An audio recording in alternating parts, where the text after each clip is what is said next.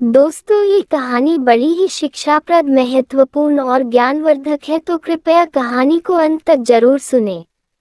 दोस्तों, मौत एक ऐसी मंजिल है जहां पहुंचकर सारे गिले शिकवे मिट जाते हैं। ये दास्तान दो दोस्तों के बीच दुश्मनी की है, जहां मौत की भविष्यवाणी का डर जबरदस्त बदलाव लाता है। जय और वीर दोनों के बीच बचपन से ही गहरी दोस्ती थी। दोनों की दोस्ती व्यापारिक साझेदारी तक पहुंच चुकी थी।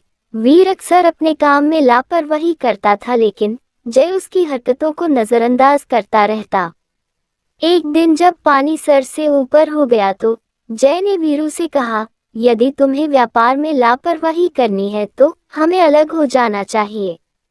ये व्यापार केवल मेरा नहीं है, इसलिए ये केवल मेरी जिम्मेदारी नहीं। वीर को जय की बात इतनी बुरी लगी कि उसने व्यापार को अलग अलग करने की बात मान ली। बस फिर क्या था, देखते ही देखते दोनों के रास्ते अलग हो गए। जय काफी मेहनती था, इसलिए उसे वीर से अलग होने से कोई खास फर्क नहीं पड़ा। वहीं दूसरी ओर वीर की जिंदगी बुरी होने लगी। जय के बिना वह व्यापार चलाने में असमर्थ था। बहुत जल्द इसका एहसास वीर को हो गया। कुछ ही सालों में जय की मेहनत ने असर दिखाना शुरू किया और उसका व्यापार दोगुनी तेजी से बढ़ने लगा, जिसका पता चलते ही वीर के कलेजे में सांप लौटने लगा। वह मन ही मन ईर्ष्या भाव से जलने लगा। उसे जय की तरक्की देखकर घुटन होने लगी। तभी उसने तय किया कि वह अपने दोस्त को जान से मार देगा। वीर अपने दिल में प्रतिशोध की आग जलाकर जैसे ही जय की कंपनी में पहुंचा तो उसे पता चला कि जय कहीं बाहर गया है। उसी कंपनी में वीर की नज़र एक बुजुर्ग मुलाजिम पर पड़ी, जो शुरुआती दौर से ही कंपनी में कार्य कर रहे थे, लेकिन व्यापारिक बंटवारे के दौरान उन्होंने जय के साथ काम करना सही समझा। वीर उनके पास पहुंचकर धमकी भरे अंदाज में जय को मारने की बात कहता है। वीर की बात सुनकर बुजुर्ग कर्मचारी हंसने लगते हैं। उन्हें हंसते देख वीर को ताज्जुब होता है। वह उनके हंसने की वजह पूछता है। तभी बुजुर्ग कर्मचारी जय की मौत की भविष्यवाणी करते हुए कहते हैं कि साहब तो 6 महीने में अपने आप बीमारी से मरने वाले हैं, फिर आप उन्हें मारकर जेल क्यों जाना चाहते हो? कर्मचारी की बात सुनते ही वीर के पैरों तले जमीन खिसक गई। उसे अपने फैसले से घृणा होने लगी। उसे यकीन ही नहीं हुआ कि उसका दोस्त इतनी जल्दी दुनिया से चला जाएगा। जय की मौत की खबर ने वीर का गुस्सा शांत कर दिया था। वह अपनी नम आंखों से बुजुर्ग व्यक्ति से हाथ जोड़कर माफी मांगते हुए कहता है कि जय को मेरे बारे में मत बताना, उसे दुख होगा। और इतना कहते ही वीर वहां से वापस आ जाता है।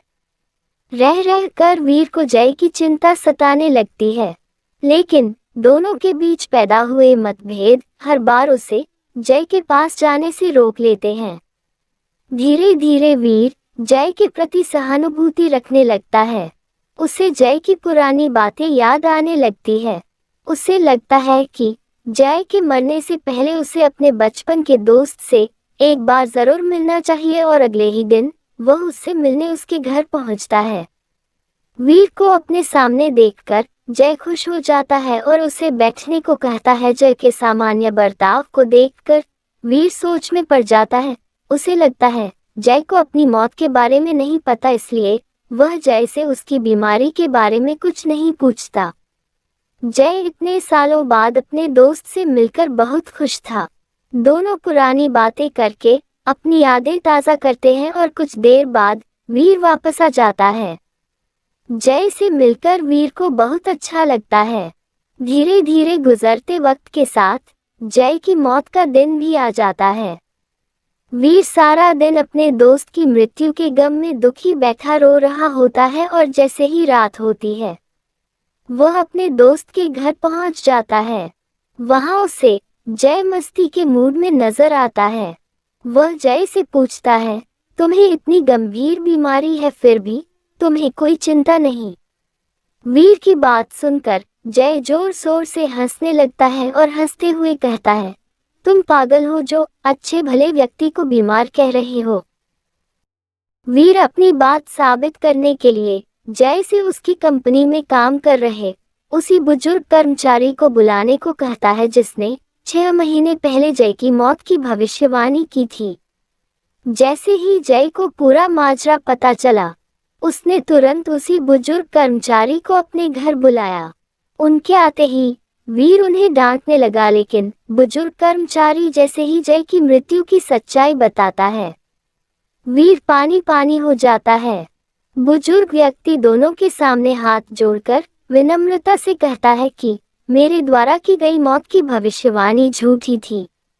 दरअसल उस दिन वीर का गुस्सा देखकर कर्मचारी ने दोनों की दुश्मनी खत्म करने के लिए झूठ बोला, जिसका असर यह हुआ कि दोनों की नफरत फिर से दोस्ती में बदल गई है और आज दोनों साथ खड़े हैं। जय और वीर बुजुर्ग व्यक्ति की समझदारी की तारीफ करते हुए उन्हें गले लगा लेते हैं। बुजुर्ग व्यक्ति की समझदारी ने दोनों के बीच नफरत के जहर को खत्म कर दिया था। तो दोस्तों, आप सब भी अपने पुराने गिले शिकवे दूर करिए और सभी लोगों के साथ खुशी खुशी रहिए, क्योंकि कब क्या हो जाए किसी को नहीं पता।